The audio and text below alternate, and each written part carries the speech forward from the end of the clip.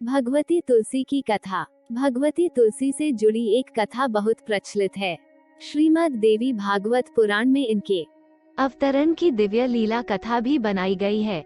एक बार शिव ने अपने तेज को समुद्र में फेंक दिया था। उससे एक महातेजस्वी बालक ने जन्म लिया। ये बालक आगे चलकर जलंधर के नाम से पराक्रमी दैत्य राजा बना। इसकी राजधानी का नाम जलंधर नगरी था। दैत्यराज कालनेमी की कन्या वृंदा का विवाह जलंधर से हुआ। जलंधर महाराक्षस था। अपनी सत्ता के मद में चूर उसने माता लक्ष्मी को पाने की कामना से युद्ध किया, परंतु समुद्र से ही उत्पन्न होने के कारण माता लक्ष्मी ने उसे अपने भाई के रूप में स्वीकार किया। वहां से पराजित होकर वह देवी पार्वती को पाने की लालसा से कैलाश पर्वत पर गया। भगवान देवादिदेव शिव का ही रूप धरकर माता पार्वती के समीप गया, परंतु मां ने अपने योग बल से उसे तुरंत पहचान लिया तथा वहां से अंत ध्यान हो गयी। देवी पार्वती ने क्रुद्ध होकर सारा वृतांत भगवान विष्णु को सुनाया। जलंधर की पत्नी वृंदा अत्यंत पतिव्रता स्त्री थी। उसी के पतिव्रत धर्म की शक्ति से जलंधर न तो मारा जाता था और न ही पराजित होता था। इसीलिए जलंधर का नाश करने के लिए वृंदा के पतिव्रत धर्म को भंग करना बहुत जरूरी था। इसी कारण भगवान विष्णु ऋषि का वेश धारण कर वन में जा पहुँचे, जहाँ वृंदा अकेली भ्रमण कर रही थी।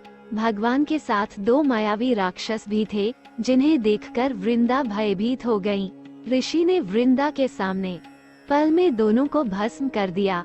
उनकी शक्ति देखकर वृंदा ने कैलाश पर्वत पर महादेव के साथ युद्ध कर रहे अपने पति जलंधर के बारे में पूछा। ऋषि ने अपने माया जाल से दो वानर प्रकट किए।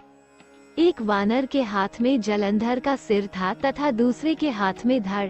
अपने पति की यह दशा देखकर वृंदा मूर्छित होकर गिर पड़ी। होश में आने पर उन्होंने ऋषि रूपी भगवान से विनती की कि वो उसके पति को जीवित करें। भगवान ने अपनी माया से पुनः जलंधर का सिर धड़ से जोड़ दिया, परंतु स्वयं भी वो उसी शरीर में प्रवेश कर गए। वृंदा को इस छल का जरा आभास न हुआ। जलंधर बने भगवान के साथ वृंदा पतिव्रता का व्यवहार करने लगी, जिससे उसका सतीत्व भंग हो गया। ऐसा होते ही वृंदा का पति जलंधर युद्ध में हार गया।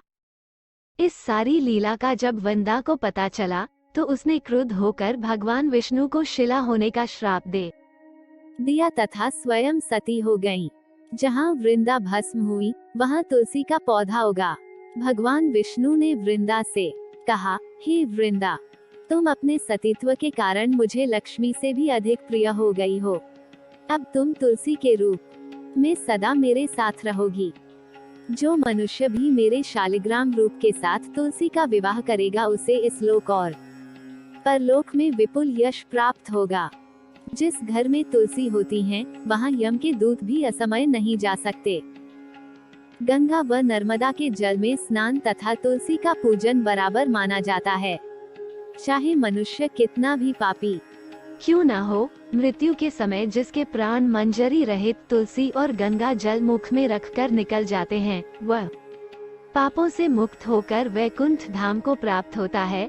जो मनुष्य तुलसी व आंवलों की छाया में अपने पितरों का श्राद्ध करता है, उसके पितर मोक्ष को प्राप्त हो जाते हैं। उसी दैत्य जलंधर की यह भूमि जलंधर नाम से विख्यात है।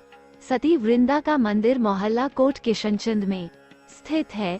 कहते हैं इस स्थान पर एक प्राचीन गुफा थी, जो सीधी हरिद्वार तक जाती थी।